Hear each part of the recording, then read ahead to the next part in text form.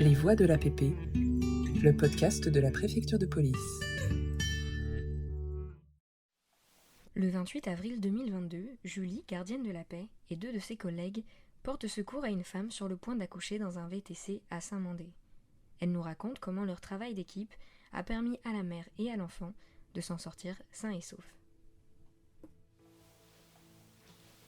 On était une mission de sécurisation sur la commune, donc là en l'occurrence on était au niveau du 184 avenue Gallieni sur la commune de Saint-Mandé. On a été requis par un chauffeur Uber qui nous décrivait qu'une femme était en train d'accoucher dans son véhicule. Il était stationné en warning, c'est vraiment limitrophe à la commune, donc on s'y rend directement. Moi quand j'arrive au niveau du véhicule avec les autres collègues, il y a le chauffeur de taxi qui nous dit que la tête est sortie, et puis donc j'entends ça, je fais le tour du véhicule et je finis du coup côté jambe de la maman, où là effectivement le bébé était en train de sortir, donc là je l'accueille bras ouverts avec la maman, et puis ensuite j'ai ma collègue qui derrière était en ligne directe avec les sapeurs-pompiers et qui du coup me donnait quelques instructions de façon à ce que tout le monde soit en meilleure santé possible, à savoir réchauffer le bébé, faire en sorte qu'il essaye de crier, faire tout ça. Donc du coup on fait quelques manipulations, donc je masse le bébé au niveau de la poitrine parce que moi j'ai pas entendu vraiment de gros cris stridents, et après je me suis rendu compte très rapidement que du coup l'enfant était plutôt en bonne santé, hein. Il respirait correctement, ça ventilait vraiment correctement, ses lèvres étaient rosées.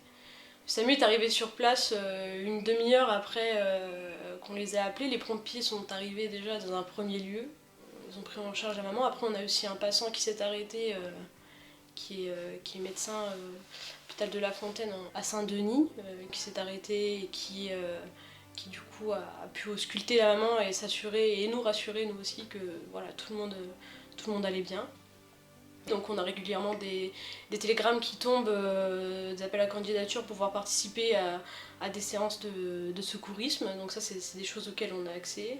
On y a aussi accès et on est formé à ça durant la scolarité, ça fait part entière de la scolarité. Donc on voit la trousse de secours d'urgence dont tous les véhicules d'ailleurs sont dotés, on voit les gestes de premier secours.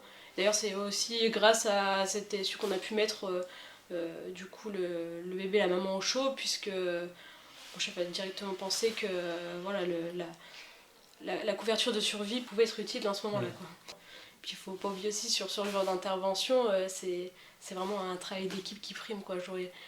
Alors j'étais là effectivement quand le bébé est arrivé, mais au-delà de ça, si ma collègue n'était pas avec les sapeurs-pompiers au téléphone, ou si mon chef de brigade n'était pas en train de communiquer, j'aurais pas pu communiquer et avoir voilà, le soutien nécessaire dans ce genre de situation.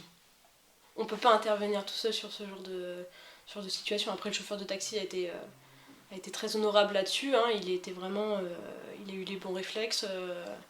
Il nous a donné son manteau pour qu'on puisse envelopper dans un premier temps l'enfant, le poser sur la maman. Ce qui a été favorable, c'est que personne n'a eu d'éclat de voix et n'a pas cédé à la panique ou quoi que ce soit. Ça a été vraiment très naturel, les rôles ont été repartis dès le début.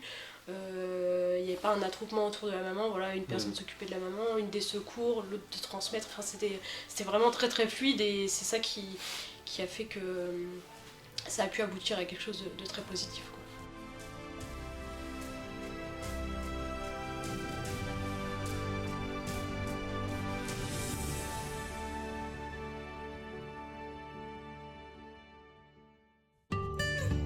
Les Voix de l'APP, le podcast de la préfecture de police.